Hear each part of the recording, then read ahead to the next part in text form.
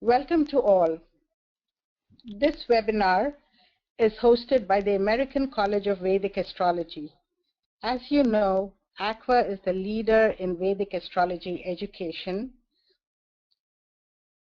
ACVA's objective is to advance the study of Vedic sciences by providing several certification programs using online education, research, and symposia such as this one. Today's webinar is titled Planetary Deities or Storytime. My name is Shoba Mohan. I'm a proud graduate of ACVA, the American College of Vedic Astrology, with certificates in level 1 and 2, and certified as a Vedic astrology coach and as a Jyotish online instructor.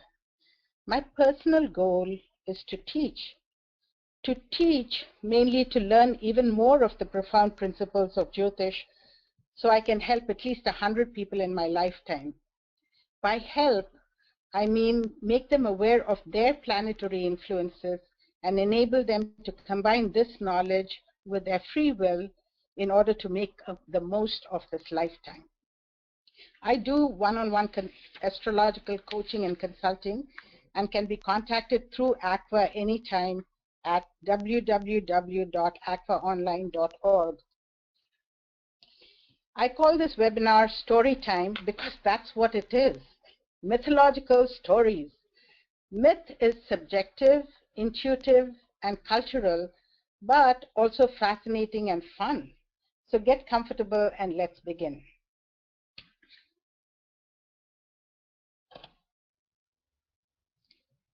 This webinar will take you one step closer to understanding the foundations of astrology, leading to better results, of course. And we all know how important a good foundation is in anything. Amongst other things, foundation in learning astrology, foundations of a well-constructed building, and in relationships. The objective of this class is to help you remember deities and stories associated with each planet, planets' relationship with one another, and rulership of zodiac signs or rashis. Some rules are difficult to memorize for some of us, so we use stories of mythology to help us connect the dots. Don't be surprised if these stories are confusing, overlapping, sometimes unrealistic, and sometimes connect the dots to nothingness. But this is story hour, just enjoy. So we begin the introduction of the stories by introducing the Saptarishis or 7 sages who received knowledge through divine intervention. These are mentioned in the Upanishads, the Puranas, and the Mahabharata. One of them was Marichi, a Manasputra, meaning born through the thoughts of Brahma, the creator. Marichi's offspring was Kashyapa. Kashyapa married Aditi and her 12 sisters, who are daughters of Vishwakarma, the master engineer of the gods. Kashyapa's children were the Devas. Kashyapa's children were the Devas, the gods, the Asuras, the demons, Nagas, the serpents, and Manu, the forefather of humanity. The slides that follow will show the deities of the grahas or planets alongside the graha, though some of the planets themselves are considered deities. Each planet and deity has several names and stories assigned to each name. So today we'll hear a few of them. Surya or sun. Surya is said to be the child of Kashyapa and Aditi. It is believed Aditi had 12 sons, S-O-N-S, or sons, S-U-N-S. And these sons are depicted by their position in the zodiac. The 8th child, Martanda, is akin to the 8th house of the setting sun. Astrologically, Surya or sun represents our life force. In our first story, Surya marries Samjana. They had 2 sons and a daughter. One son, Yama, represented righteousness, justice, and death. And we all know death is the complement of life. Our whole existence is the life cycle of birth and death. To continue with our story, the sun was so bright that Samjana could not stand the heat or brightness. Note to astrologers, combust. She ran away in the form of a mare, leaving behind a reflection of herself named Chaya, meaning shadow. Unaware of this, Surya then had more sons with Chaya, one of whom was Shani or Saturn, but more on that later. Once, as stated in the Vishnu Puranas, Chaya ill-treated her son Yama. Yama is her stepson. This made Yama and Surya suspicious, since no mother would deliberately hurt her own child. Surya confronted Chaya and learned the truth from her. Then Surya rushed to the forest, became a horse to Samjana's mare, and the Ashwin twins were born. These are the deities of the nakshatra or star Ashwini. Notice that Ashwini falls in the sign of Aries, where Sun is exalted. To continue our story, Samjana's father believed that her place should be with her husband. He construed a way to control the splendor of the sun. He shaved off some of the sun's brilliance and thus created the other planets. Agni or fire is the deity connected with the sun. Agni is the son of Dayus and Prithvi, meaning heaven and earth. Agni is also said to have been the originator of the gods. He is the supreme god along with Indra and Varuna. In other stories, Agni is said to be the beginning, and it was he who formed the sun, moon, and the stars. Agni is present at most rituals on earth because Agni is the means for humans to send offerings to the gods.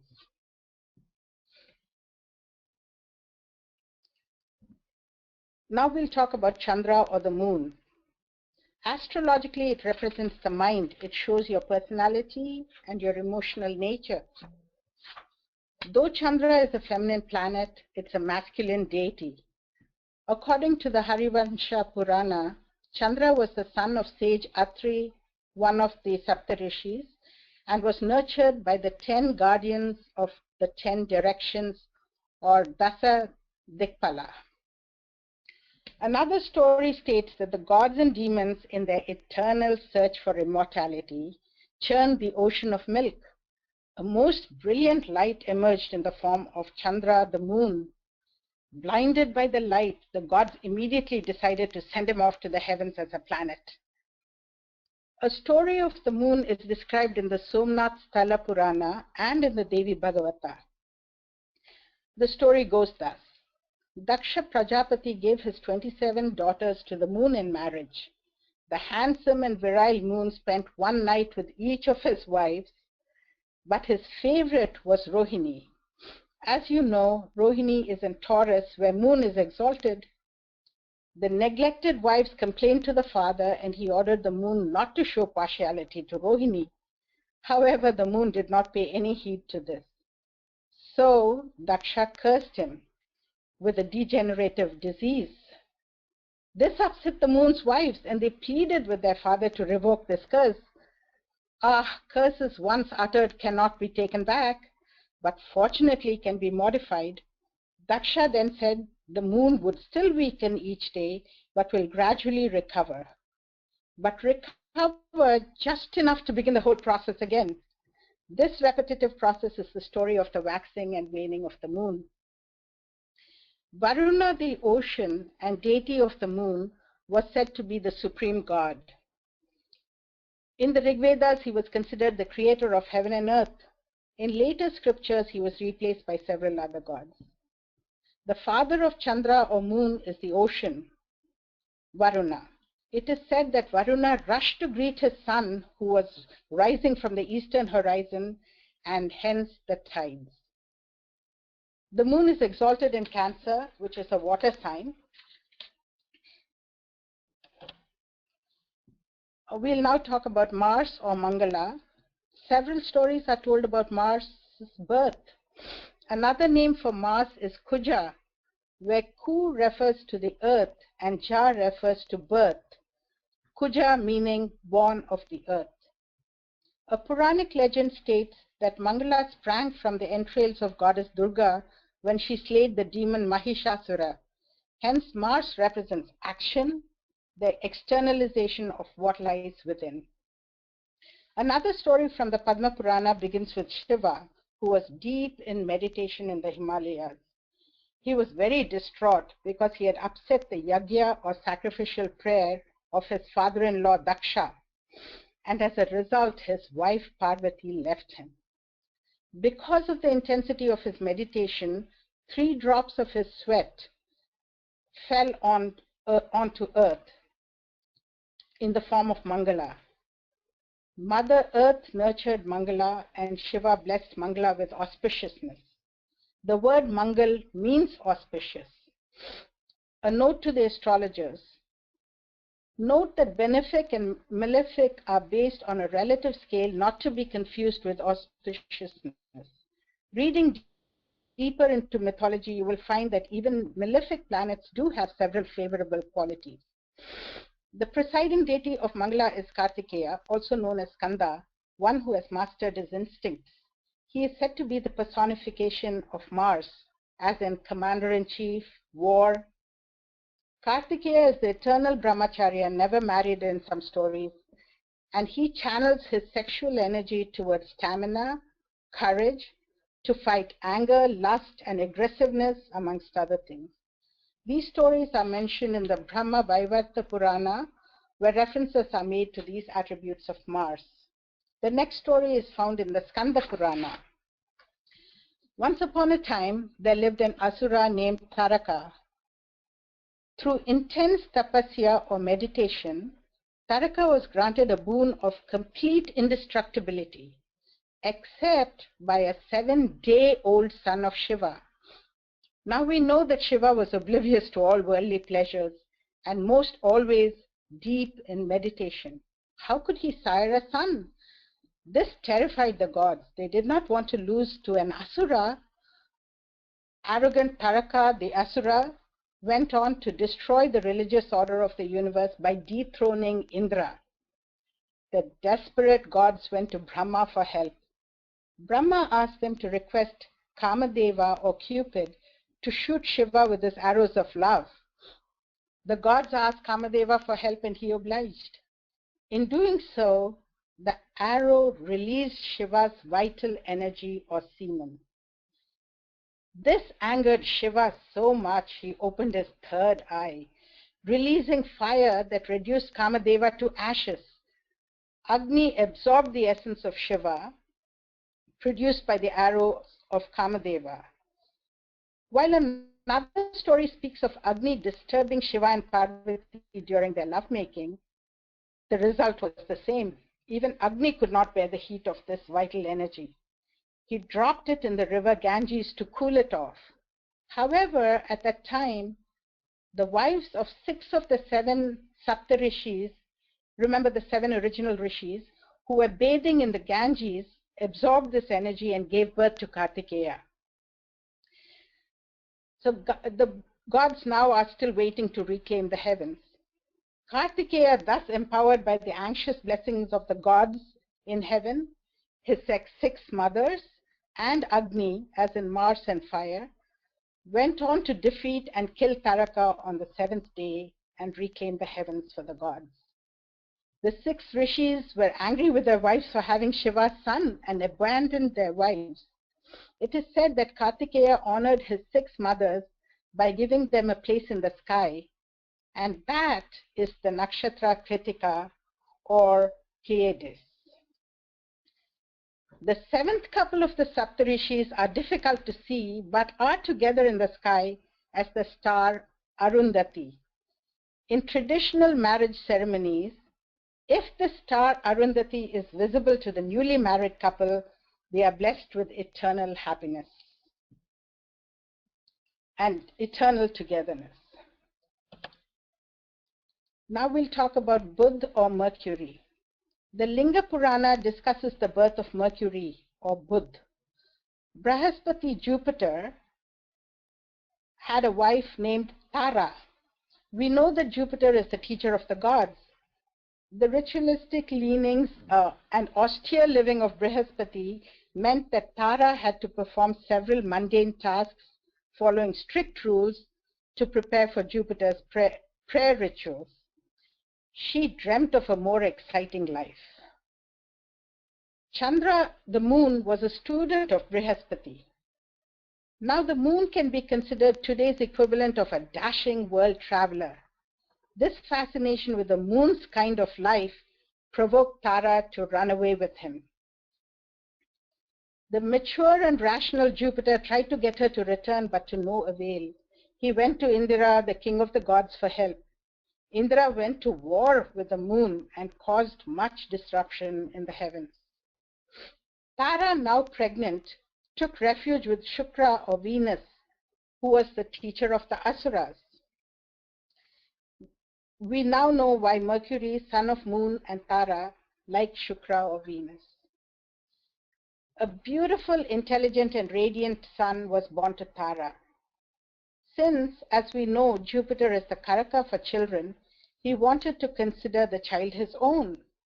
So did the moon. They fought over the child, with gods taking sides. Appalled by all this, Brahma intervened and convinced Tara to return to Jupiter, naming Moon as the father of Mercury or Budha. Even though Moon considers Mercury his friend, Mercury hates the Moon for his illegitimacy. Note that the Moon rules our emotional nature, Mercury rules our mental one, as in logical perception. Mahavishnu is the deity connected with Mercury. Vishnu is the protector and sustainer of the universe. He is the god that organizes the world. The Rig Veda considers him to be the inner cause and power by which things exist, similar to intellect and Buddha. Vishnu is said to have taken several incarnations on this earth to destroy evil forces, protect the good, and preserve the socio-economic order or dharma. All this takes a discerning intellect as revealed by Buddha. As an aside, Parashara's response to Maitreya about the origin of the universe, of time and yugas appears in the Vishnu Purana. Guru or Jupiter. The Shiva Purana says that Jupiter was born to Angira and Vasudha. The story is that Vasudha learned the correct form of performing fasts from the Sanat Kumars, the earliest offspring of Brahma. The Sanat Kumars represent the absence of memories, desire, and ego. She then conducted her prayers in accordance with the rules, and with such devotion, the gods granted her a wish for a son. This son was Brihaspati or Jupiter, the all-knowing. He studied the classics from his father, Rishi Angira. In the Skanda Purana, Brihaspati worshipped Shiva for 1,000 years, and Shiva granted him the status of a planet, and also declared him teacher of the gods. Brihaspati means one who possesses sharp intelligence. A note to astrologers, Buddhi is more closely related to logic, while Brihaspati is to wisdom. The deity associated with Brihaspati is Indra, the king of the gods. Throughout mythology, a seemingly optimistic and sometimes overly brash Indra enjoys life with wine and women and desires to retain his supremacy in the skies. Both Indra and Brihaspati are associated with external impressions, as in king and rituals. Perhaps Indra's association with Jupiter is because he was the most popular god of the Vedas. And since Indra leads the gods, it is natural that their teacher should be the most benevolent planet in the sky. Indra's wife was Indrani, and also the same as Lakshmi, the goddess of wealth. Lakshmi was a sister of the Asuras, called Pulomi. Indra is said to have abducted her and made her his queen, Sachi, so the gods could get rich. You know that Lakshmi is associated with wealth, but more stories to come on that. Shukra or Venus. Shukra means semen and is the refined Brahmin son of sage Bhrigu. Shukra highlights creativity, harmony and desires, wealth and prosperity. Venus or Shukra was also a student of Angira, who tended to show partiality to his own son Brihaspati or Jupiter, and this caused enmity between the two of them. Now, jivas or mortals appease the gods by yagyas or offerings through fire, but yagyas did not work for asuras or demons. They had to resort to intense prayer or tapasya to earn their boons. So Shukra went off to the mountains to do a 1,000-year tapasya by hanging himself upside down by the branch of a tree over a flaming fire. One story said that he pleased Shiva, who granted him the knowledge of Sanjeevani Vidya, the knowledge of resurrecting the dead. Another story says Shiva appeared and swallowed Venus. He used his intuitive powers to find the only way to escape through Shiva's penile passage as semen. In any case, his knowledge made him invaluable to the Asuras in their wars against the Devas, and the Asuras made him their preceptor. Here's one story about why Venus dislikes the sun. Once again, Agni was charged with various things. This time he was charged with protecting the wife of Bhrigu, named Puloma, while Bhrigu was away. A Rakshasa or demon came to the house, and Agni inadvertently told him that Bhrigu was away. The Rakshasa took advantage of Puloma. When Bhrigu returned, he was furious with Agni, the deity of the sun. Shukra, the son of Bhrigu, swore enmity with the sun for allowing this to happen to Puloma. Now, this is a story that tells of a victory of the Asuras, which was quite rare. But this was when Shukra lost an eye. Once Vishnu, in the form of Lord Vamana or a dwarf, appeared at King Bali's yagya. The dwarf asked for 3 steps of land. Now, how much land can that cover, thought Bali, so he agreed. However, Shukra Venus was very suspicious and refused to pour the holy water as required of a priest. He entered the vessel and blocked the spout. Vishnu poked at the spout with a straw, blinding Shukra. Shukra jumped out, and that allowed the holy water to flow, and thus granted Vishnu his wish.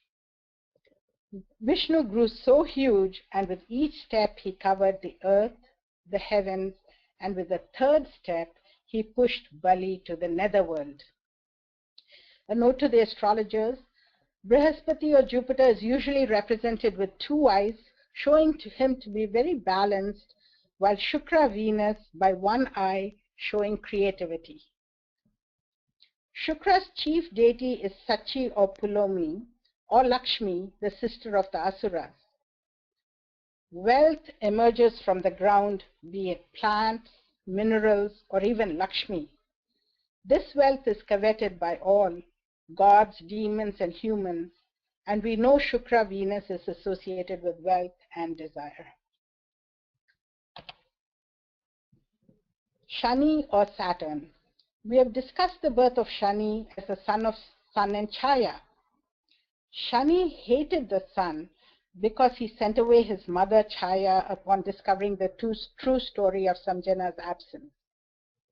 At that time, Jupiter and Mars sided with the sun, while Venus and Mercury with Saturn.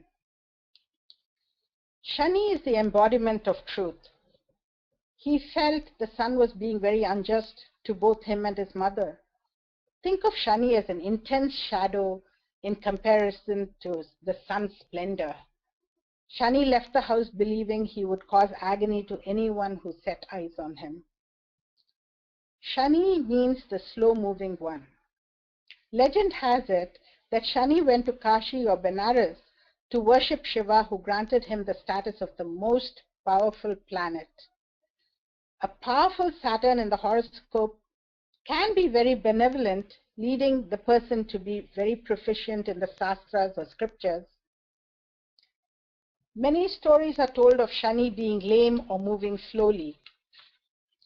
One such is that Yama was mad at him for being the favorite of their mother and kicked him lame. Another more interesting story relates to astrology. The gods owed several boons to Ravana, the king of the demons, because of his years of intense tapasya. He claimed the Navagraha to be his slaves. The Navagraha means the 9 planets. He decided to install them on the 12 stairs leading to his throne so he could demean them every day by stepping on them.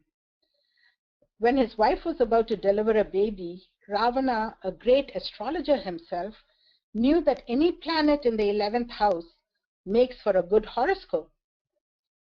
He planned to install all the planets on the 11th step so his child would be invincible. The gods, now in danger of losing their supremacy, pleaded with the planets not to allow this. Shani tried to move to the 12th step, but was thwarted by Ravana and kicked back, hence his lameness. Shani's drishti or aspect is said to cause misery, and this is told in the tale of Ganesha's head. Parvati invited all the planets to celebrate the birth of her son, Ganesha. Shani wanted to stay away because of this affliction, but upon Parvati's insistence, he went to the festivities anyway. As Shani set eyes on the child, Ganesha's head was immediately blown away. Allegorically, it shows that Shani can destroy one's ego. The gods rushed to bring another head, and the first they found was the head of an elephant. Ganesha's acceptance of the Shani order made him supreme, with the ability to remove obstacles from mortals. Ganesha is also considered the god of astrologers. Now, a variant to the stairs story that you heard earlier is that Ravana had laid the Navagraha face down on the stairs.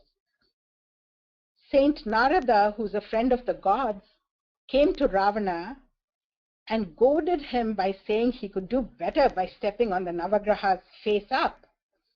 Ravana agreed, but by doing so, he came face to face with Shani and so lost his kingdom. Hanuman is said to be the face of Shani that can grant boons, since Hanuman, or the monkey god in the Ramayana, released Shani from Ravana's clutches. People usually pay homage to Hanuman before or instead of going to a Shani temple. Parashara states that Brahma is the chief deity associated with Saturn. Yama is also associated with Saturn as a planetary deity according to Paladipika or Mantreshwara, since both are sons of the sun and stand for some form of righteousness and relate to labor and services. In the Puranas, Brahma created the world. In the Mahabharata, he is said to have risen on a lotus from Vishnu's navel. Not knowing who he was, he desired to know more about himself and created the world. And so came the rest of the story. Brahma reflects life within the boundaries of social hierarchy in that he represents the duties and obligations of the householder. He performed the marriage of Shiva and Parvati. Shani's power is similar to Brahma's philosophy in that it insists that we understand and execute our duties and obligations, even if it takes us a lot of work and time. Rahu and Ketu are created from one asura named Swabhanu. In the Skanda Purana, the gods and demons were told that the nectar of immortality lay at the bottom of the oceans. They called upon the asuras, the gods called upon the asuras to help them churn the ocean, since they were unable to do so themselves. When the elixir was collected, they fought over who would get to drink it. Vishnu, who invariably sided with the Devas, took the form of the enchanting Mohini and distracted the asuras with her alluring smile. Swabhanu realized these were just diversion tactics and went to sit amongst the devas. Just as he swallowed the nectar, the sun and moon noticed him and alerted Vishnu, who chopped the asura's head with his celestial discus. The head without a body to achieve its goals became insatiable as Rahu. The beheaded body that had no reasoning power became Ketu without any worldly desires. Rahu represents overindulgence or obsession. He is supposed to be to periodically swallow the sun and moon, causing the eclipses. The deity for Rahu is Durga, a form of Shakti. Rahu is the destroyer of illusion or Maya and ignorance. Durga also killed Mahishasura for the same reason. The unpredictability of Rahu can be seen in the nature of the deity. She can flip from being Durga to Kali at any time. Kali is the fierce form of Durga. Ketu's deity is Ganesha, a true supreme spiritual being. Here is a story from the Puranas. Once Shiva and Parvati sent their 2 children off on a race around the world to see who would marry the chosen bride. Kartikeya set off on his peacock, while Ganesha encircled his own parents, saying they represented his universe. This pleased them no end, and Ganesha won the bride. A frustrated Kartikeya withdrew to the mountains and remained a brahmachari, or remained single. Ganesha is the scholarly son who went on to scribe the Mahabharata, while Kartikeya is the warrior son, remember Mars's deity. Ganesha represents Ketu, in that one who prays to Ganesha will get enlightenment, and we know Ketu is the moksha karaka. Both destroy vanity, pride, and selfishness. Brahma made both Rahu and Ketu planets, which are said to personify time, because the separation of past and present is unavoidable till life ends. Rahu represents what we still need to attend to, while Ketu represents what we've already accomplished and don't need to waste time on. In conclusion, from the stories you just heard, you could have gleaned that the sun, moon, and Mercury operate on a higher plane than the more worldly plane of Venus, Mars, Jupiter, and Saturn. Another story that needs to be told is how the signs were allotted to the rulership of signs were allotted to each planet. In the beginning, the sun and moon ruled the skies. The sun ruled from Leo and the moon from Cancer. Then came along Mercury, the calculating dual planet looking for ownership. He talked the sun into giving him the plot next to his in Virgo. Not to be outdone by the sun, the tentative, emotional-minded moon gave him the planet next to his, which is Gemini. Now Venus's desire made him ask for the same, and he got Libra and Taurus. Mars jumped into action, and he got Scorpio and Aries. The wise Jupiter waited his turn, and he owned Sagittarius and Pisces. That left Saturn to claim Capricorn and Aquarius. Just a note, all planets excluding the luminaries rule 2 signs each, and they always rule either a fire and water sign or an earth and air sign.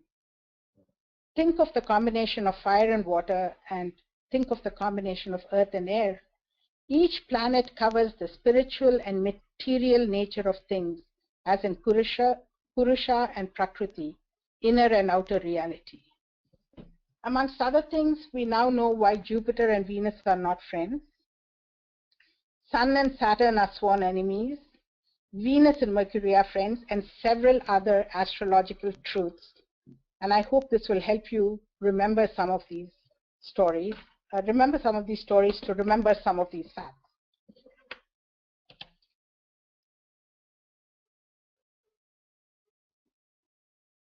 Some may know that the Navagraha is traditionally arranged in a square, and you can see it here, with the sun, our life force, as the central icon in the Navagraha placements.